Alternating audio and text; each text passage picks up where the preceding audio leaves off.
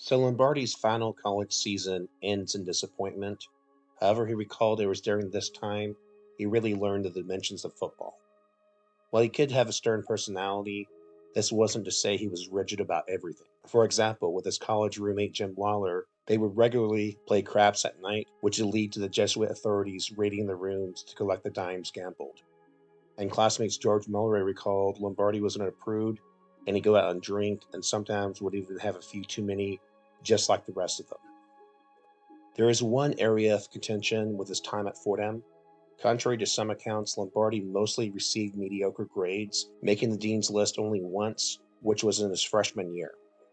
Teammate Leo Paquin recalled that no one predicted the future greatness of Lombardi, and that while he was never the absolute best at any one particular thing, if you look closely, you'd see he was still up there in almost every category. On June 16, 1937, he graduated from Fordham, receiving his Bachelor of Science degree. The question now loomed as to what he should do next. This would take him to an era of his life that is largely glossed over, as it wouldn't be until 1939 that his life after college really picked up momentum with his assistant coaching job at St. Cecilia. That being said, there are a few things going on during this time period. One of the additional sources of information comes from Michael O'Brien's book, Vince, a personal biography, and in it, the author mentions much of the information is derived from interviews he himself recorded in the 1980s with people who knew Lombardi. O'Brien kept a hold of these recordings and wrote that he planned on maybe later donating these to a university or organization for historical purposes. While I checked online, and while O'Brien did donate some audio interviews, unfortunately those are from a different book he wrote, which had nothing to do with football. It's possible these so-called lost interviews about Lombardi have been donated elsewhere, but if so, I have not been able to locate them. Getting back to this in-between period, Lombardi would spend the next couple of years in limbo. In the fall of 1937, he was able to find work playing for the semi-pro football team, the Wilmington Clippers, who were based out of Delaware. Lombardi is listed as playing left guard, where he started in 4 out of 8 games. Although they were not in the NFL, they did play some exhibition games against the New York Giants and the Washington Redskins. This is because they had an arrangement with the NFL to act as a system of farm clubs. For example, Wellington Mara had purchased the Stapleton Buffaloes seemingly for that purpose. The closest thing in semi-modern times to this would be NFL Europe, although that's not a perfect analogy because NFL Europe teams never played NFL teams. And in 1938, Lombardi played for the Brooklyn Eagles of the American Football Association, and the author O'Brien even mentions he also played for a semi-pro team in Springfield, Massachusetts. However, I was not able to confirm this. The Brooklyn Eagles were based out of Ebbets Field, and O'Brien mentioned these games paid well for the time period. Lombardi would get between $120 and $150 a game, plus travel and meals. Using the BLS inflation calculator, $120 back in the fall of 1938 would be equivalent to $2,546.13 in 2023. According to the Pro Football Archives website, Lombardi played in 8 games that year, so the account of his pay is accurate. And if you go by the lower figure, then for 8 games, Lombardi would have been paid the equivalent of $20,369.04 in today's money. In regards to coaching, Lombardi said, "Not until I was well over 25 did I know for sure that I wanted to make coaching football my life's work." Needing a more long-term job in order to settle down, he explored options outside of football. He and his former teammate Lawler ended up getting jobs at a New York finance company where he would visit people's homes trying to get them to pay back their loans. Although getting paid $150 a month helped, he had to try to get payments from many people who were poor, and Lombardi considered the work to be distasteful. After about a year there, he quit, and in the fall of 1938, he enrolled in Fordham Law School, which he attended on the 28th floor of the Woolworth Building. Unfortunately, he dropped out on February 1st, 1939, after ostensibly finding out law just wasn't for him. This takes him to the fall of 1939, where he would finally find traction through St. Cecilia High School. St. Cecilia, based out of Englewood, New Jersey, was a co-ed Catholic high school on the slope of Marist Avenue. A series of fortunate events would lead to numerous job openings there. Nat Pierce, a former teammate of Lombardi, was a teacher and the head football coach, but he stepped down to become the freshman football coach at Fordham. So Andy Palo, another former teammate of Lombardi's, was hired to replace him. Then Roger Mantel, who coached the basketball team, also moved on. To fill this gap, they hired Rudy Pfeiffer. However, he stepped down to work at another school, and this left St. Cecilia with job openings in physics, chemistry, Latin, PE, plus as basketball coach and assistant football coach. Powell asked Chad Coffey, the athletic director at Fordham, for help, and one of the names he suggested was Lombardi. He jumped at the chance, and his hiring would set in motion a series of different job opportunities that would move him from coaching in high school to coaching in college and finally the pros. In the September 7, 1939 edition of the Inglewood Press, we can see them announcing Lombardi would be replacing Pfeiffer, and his reputation as one of the 7 blocks of ground is mentioned, although it was noted he was not as big of a star as some of his other teammates. In August of 1939, Lombardi moved to Inglewood, rooming with Powell in a $2 a week room in a house on James Street right by the school. Lombardi started at a modest salary of $1,000 a year. Well, $1,000 if you go by Brian's book. However, author David Marinis claims it was actually $1,700 a year. The discrepancy here is that Brian said Lombardi got periodic pay raises the longer he was working, and his salary didn't go up to $1,700 until 1942. Whether or not O'Brien was right and it started at $1,000 or he got $1,700 right from the start is unclear. However, the main point was that Lombardi wasn't getting the highest salary out there, but the job provided him with direction and stability. He would spend the next 8 seasons with St. Cecilia, first as assistant coach, coaching the line. However, when he first started out, according to his own words, Lombardi said he wanted to be a teacher more than a coach. And in pursuing this, he took courses at Seton Hall to help prepare. And in terms of teaching, it was said he taught physics, chemistry, and Latin. However, getting back to the Inglewood Press, the September 7, 1939 edition only mentions him teaching PE and chemistry, so perhaps he took on those subjects later. The St. Cecilia Saints would get off to a slow start, losing their first 2 games of the 1939 season against Ridgefield Park and St. Benedict's of Newark. However, as noted in the September 21, 1939 edition, it was said it would not be a surprise if St. Cecilia lost the game, as they could not match Ridgefield in veterans, and if they were defeated, it certainly would be the fault of Powell and Lombardi. And before their second game, it was noted that victory also seemed doubtful. However, the expectation was they would be improving every game. So the future outlook was modest. However, it's telling that Vince Lombardi, who was only an assistant coach at this stage, was mentioned in both articles, thus demonstrating the clout given to him as being one of the former Fordham guards. Lombardi and Powell soon developed a friendly rivalry with each other. They supposedly played chess together in the mornings, and at night they gathered beer cans together to represent the players as they tried to outsmart one another by using different football formations with the cans. After one game, Powell asked Lombardi to give the team a pep talk, and here we have perhaps the very first real coaching speech of Lombardi's career. Powell was surprised how good it was, stating later, "I knew he was intense about the game, and I knew he got excited, but that pep talk was incredible. I'd never seen anything like it before. I was shaking in my boots when it was over, and I know the team was too." Lombardi told his starters they had done nothing to impress him, and he demanded more. "What are you going to do today?" he yelled. Despite opening with an 0-2 record, they would not lose again, although they would have 2 ties. This culminated with them winning the 1939 North New Jersey Group II Parochial Championship. The team was turning around, and every step of the way, the Inglewood Press would acknowledge Lombardi. On his first real stint with coaching, Lombardi said, "This was my first experience in giving rather than receiving. Some need a whip, others a pat on the back, and others are better off when they're ignored." The sports writer and contributor to the Inglewood Press, Merv Hyman, stated, "In the beginning, I don't think he had enough patience with the kids who couldn't perform the way he wanted them to.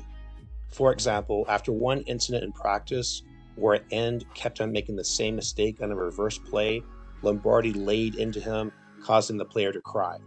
Lombardi remembered later, I realized then that he was just a 17-year-old kid and we were asking the impossible." Still, Lombardi would be stern with his team, but the incident may have made him more sensitive to the needs of the players. In addition to being the line coach for Powell, Lombardi, as mentioned earlier, was also the head coach of the basketball team. As noted in part 1, the notion that Lombardi never really played basketball before coaching the sport is false, as he played center for at least 1 year while in high school, and author O'Brien claims he also played it at St. Francis. Despite this past experience, Andy Powell, who had captained the Fordham basketball team, helped to teach Lombardi the zone defense, so he evidently needed at least some assistance. After 5 games, however, Powell left him alone, stating, "I could see he was doing as good a job as I could have done. He had a brain." Lombardi led the St. Cecilia basketball team to a 10-9 record. Mickey Cochran, the star player for the team, noted it took some time to adjust to Lombardi since their last coach was much more easygoing. He described the change as a bit of a culture shock.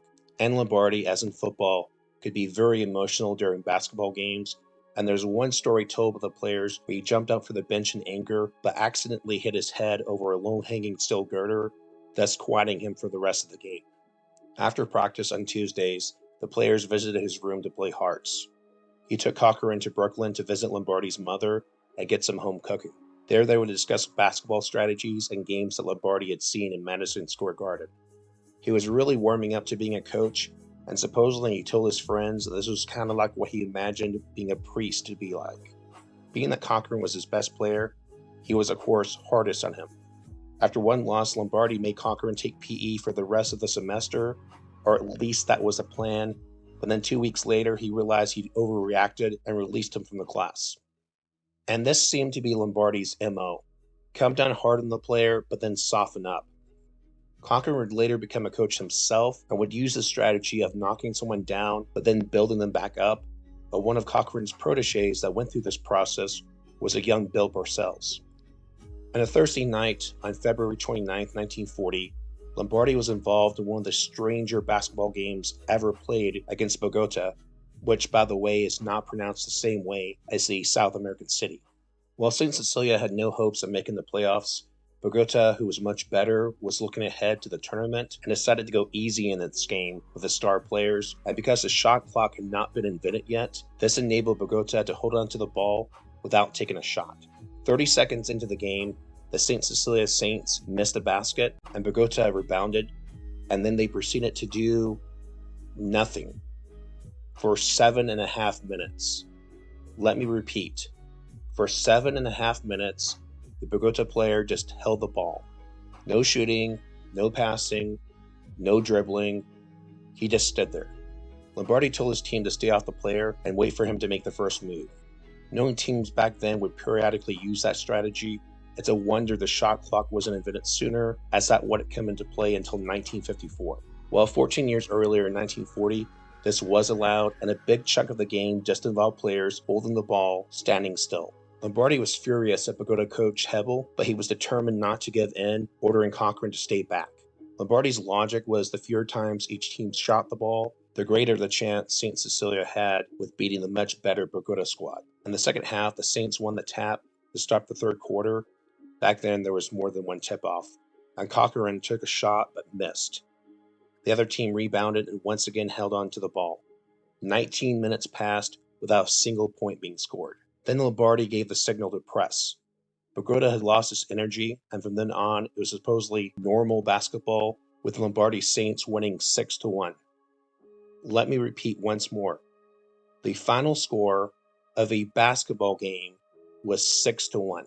And of course, after this game was over, it ended with Lombardi screaming at the other coach for making a mockery of the game. And speaking of basketball, the February 1st, 1940 edition of the Inglewood Press mentioned a charity basketball tournament that was held for the Infantile Paralysis Fund, with Coach Powell and Lombardi stepping onto the court against the Ridgewood faculty. Coach Powell scored 20 points in the game, what mentioned Lombardi mainly being a facilitator by handling things under the basket and completing passes to Powell on the fast breaks. As an aside, infantile paralysis was a term originally used for polio, and the Infantile Paralysis Fund is now known as the March of Dimes. The February 8, 1940 edition talks about how even though the season was not finished, the basketball squad Lombardi helmed already had a better record than last year. In fact, the paper referred to the team as Lombardi Men. And in that same edition, Merv Hyman brought up T-Neck dropping St. Cecilia from its 1940 schedule for both football and basketball. One of their supposed reasons for this was the basketball gymnasium at St. Cecilia was too cold, and even if this was the truth, this doesn't even begin to cover why they wouldn't play the football team. Hyman didn't believe this for a second. And in the article, he said he would get to the bottom of this and try to find the real reason, but he suspected Teaneck dropped out because they realized how good St. Cecilia was going to get and was embarrassed to undergo at least a few years of being dominated by Andy Powell and Vince Lombardi. The February 22nd, 1940 edition brings up a Catholic exhibit which was opening up that Friday night, and this included a poster contest for students, and some of the attendees would be there, including Andy Powell and Vince Lombardi, although Lombardi was not listed as a judge. With the stability his new job provided, it was then that he finally believed he had the prospects to settle down with his girlfriend Marie. He bought an engagement ring, and she accepted his wedding proposal. Lombardi and Marie would wed in the Bronx on August 31st, 1940, at the Church of Our Lady of the Refuge on East 196th Street in the Bronx. And you can see the notice of their marriage here in the June 20th, 1940 edition of the paper, where Lombardi was referred to as a basketball mentor. It's weird now to see someone refer to Lombardi and only mention basketball, but in the context of the time, it made sense as he was only an assistant football coach and this was his first year. The couple would go to Maine for their honeymoon, but his wife later stated she wasn't married to him 1 week and he was back to football. The sport would dominate his life. In a couple more seasons, he would take his first head coaching job in football, replacing Powell to lead the St. Cecilia team. They moved into a second-floor apartment off of Grand Avenue in Englewood, New Jersey, demonstrating Lombardi's closeness with Powell. They lived in the same apartment building, and it's there that Lombardi's wife Marie got to hang out with Powell's wife Margaret. Together with Margaret's baby, they would go to the market, take the child out of the carriage, and then load it up with groceries while Margaret held her baby on the walk home. Demonstrating Marie's closeness to Lombardi's brother Harold, they would periodically hang out together when she visited Manhattan. As an aside, Lombardi's brother was gay, and while Lombardi did know about this, it is unclear if he knew about it at the time, but Lombardi's exposure to what Harold went through would eventually further help shape his approach to people in minority groups in the future. And when Lombardi was free, he and Marie would often go to Inglewood Cliffs for a meal at Leo's or to see some music at the Rustic Cabin, and here supposedly is where they met and hung out with a young Frank Sinatra. The 1940 football season would be even better than the last one. Rev Hyman recounted that year by stating, "The Saints rode through 4 straight opponents before losing to St. Peter's in New Brunswick on a blocked kick. They then went on to take the next 4 games, swamping Inglewood in the city championship battle and again capturing the state title." And you can see the hype building on the way to that championship. Here you can see that after a Thanksgiving game victory, the paper predicted they would once again be declared the New Jersey Group 2 Prep National Champions. However, Coach Powell wasn't going to celebrate prematurely before anything was officially announced. And the December 12, 1940 edition mentions even more bizarre behavior from rival schools, as in addition to Teaneck, Bogota also dropped the Saints that year from their schedule. The final note from the 1940 season would have Powell and Lombardi both being named Coaches of the Year. After the 1940 football season, Lombardi got back into basketball with the December 19, 1940 edition covering the 30-18 victory over Gloucester. And in that same edition, Lombardi was mentioned giving gold footballs to graduating lettermen, and in that same ceremony, Coach Powell and Lombardi both got gold cigarette lighters. Getting back to basketball, this February 27, 1941 edition mentions Lombardi's team finishing the season winning 13 of its 19 games with an excellent chance of winning the Group 2 parochial school championship. Well, the St. Cecilia Saints would get eliminated from the playoffs after winning their first 2 playoff games. However, it was noted that this was their most successful season in more than a decade, and it was all thanks to Lombardi. On August 28, 1941, the Inglewood Press wrote about St. Cecilia's football team, noting that 10 lettermen would be returning that season, making their chances look good for their continuing success. It's not elaborated in what manner. However, it is noted that Lombardi had his doubts about the line at the start of that year. However, they were able to play well, leading St. Cecilia to a 3-0 start, and in that article, it previews the upcoming match against St. Peter's in New Brunswick, the only opponent to beat them last year. Well, they would get their revenge against St. Peter's, and St. Cecilia finished the season with a perfect 8-0 record. The mood of the city and the nation, however, would change, as on December 7, 1941, the Japanese attacked Pearl Harbor. This led to uncertainty as to how exactly things would play out. America's entry into World War II would soon come, and this would lead to many young men in Lombardi's area getting signed up for service and being sent overseas. However, Lombardi himself received deferments, one particular reason being his poor eyesight. On his mother's side of the family, more than a dozen cousins and uncles enlisted, including Tony Izzo, who was staying with Lombardi's parents. That being said, shortly after the Pearl Harbor attack, on December 10, 1941, to celebrate St. Cecilia's championship season, the Saints were honored at a dinner with over 300 attending the event held in the school's gym. Guests included Nat Pierce, the former St. Cecilia coach, and John Drews, a teammate of Lombardi's at Fordham, who was then an end coach at Notre Dame. Fordham head coach Jim Crowley sent a letter regretting that he was unable to attend, as he was having another dinner that same night to honor his own players. Sweaters and gold footballs were handed out, as coaches Powell and Lombardi were praised for their leadership. On Christmas Day, it was noted there was some bad news coming up for St. Cecilia football fans, as both the contracts for Coach Powell and Lombardi were expiring, and the paper urged the school to do what it could to help keep both of them. On a somewhat interesting note, the years 1943 and 1944 are both completely missing from the Inglewood Press archives. Why this is the case, I do not know, but perhaps the reason involved the war, although you can also find gaps in the 1950s too, so it's unclear. On April 27, 1942, Marie gave birth to their son, Vincent Henry Lombardi, at Prospect Heights Hospital. Even though Lombardi's middle name was Thomas, he gave his son the middle name Henry, as that was the English version of the Italian name Enrico, and it was traditional in Italian families for the son to be named after their grandfather. The gifts for their child included a carriage from Lombardi's father, a crib for Marie's family, and a football from their doctor. When they left the hospital, they were joined by Lombardi's parents, who moved to a house on Knickerbocker Road not far from them. The football team played on Sundays, as this was the only day they had access to Winton J. White Stadium, which was used on Saturdays by Inglewood Dwightmoor High.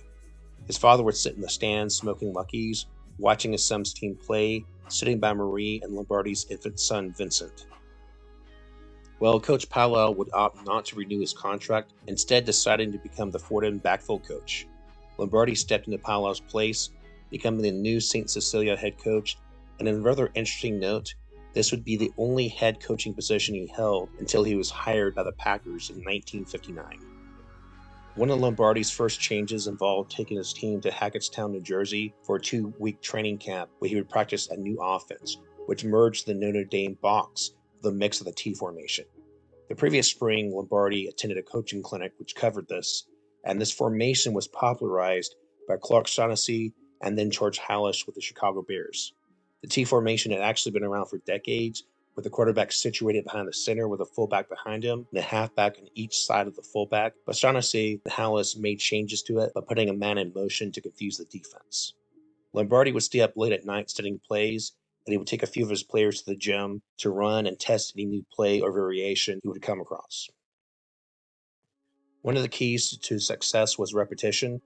Doing the same play over and over again would make his team fearless and instinctive, and there's something to be said about developing the muscle memory so the team could act faster, because if a player can get into a position slightly quicker than his opponent, that gives him an added extra advantage, and this can mean the difference between a play that was successful and a play that fizzled. Football isn't only a game of inches, but a game of microseconds. Lombardi was also really big on conditioning, wanting his players to be in the best shape possible, noting that he knew how much the other schools in the area practiced, and he wanted to outdo them all. The Saints did not have a proper practice field. Instead, after 3 o'clock, the students would go to the locker room to suit up and walk half a mile to McKay Park. At the park, Lombardi would tell every player to hit him as hard as possible. Hit me, he yelled, and this presented a conflict to the players, as they didn't want to hurt their coach, but at the same time, they wanted to go as hard as they could. However, it was said that if they did hurt Lombardi, he never let on. Al Colici, one of the Saints' halfbacks, hit Lombardi in the jaw with his elbow, leading Lombardi to say, "That's the way to do it." Lombardi would push his players in practice, and if he felt more work needed to be done, he kept them in the park using the lights from his Buick to illuminate the field. However, Lombardi later said there were limitations to the game due to mentality and physical ability, and that the amount that can be consumed and executed is controlled by the weakest man on your team. That wasn't to say he didn't have any sympathy, as noted early in the story with the player he chewed out, but he knew he had to work around and deal with the least gifted players. As nice as it was for Lombardi to finally be a head coach, only 3 lettermen would be returning for the 1942 season, and with multiple championships under former coach Powell, the pressure was on for Lombardi to at least match him, if not exceed him. Well, things got off to a frustrating start as Lombardi lost the very first regular season game of his head coaching career to Inglewood, with that school beating St. Cecilia 18-7.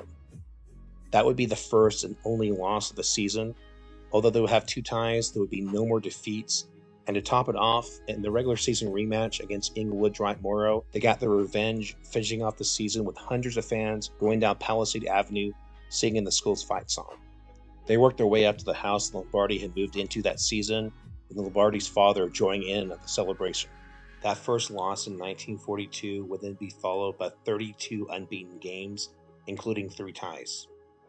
In 1943, they only gave up 3 touchdowns all year and outscored their opponents 267-19. Lombardi installed a 4 linebacker defense, and although I'm not sure how effective this would be in modern times due to how much passing there is, but back then, especially at the high school level where it's harder to find a great quarterback, even if you want to pass a lot, I could see the scheme paying dividends, especially if they implemented it in a way that was aggressive but measured. The St. Cecilia Saints were not afraid to challenge any team in the surrounding area. In fact, they beat Brooklyn Prep, which featured a young back named Joe Paterno. Before the game against Brooklyn Prep, Lombardi read a series of trash-talking letters supposedly coming from that school in an effort to inspire the players, although Lombardi later revealed he made them up. Regardless of whether one approves of that pregame strategy, it seemed to have worked at least in that case.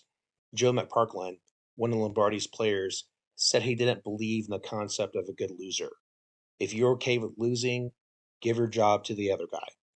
In the 1960s, Lombardi would later famously say, "Winning isn't everything, it's the only thing."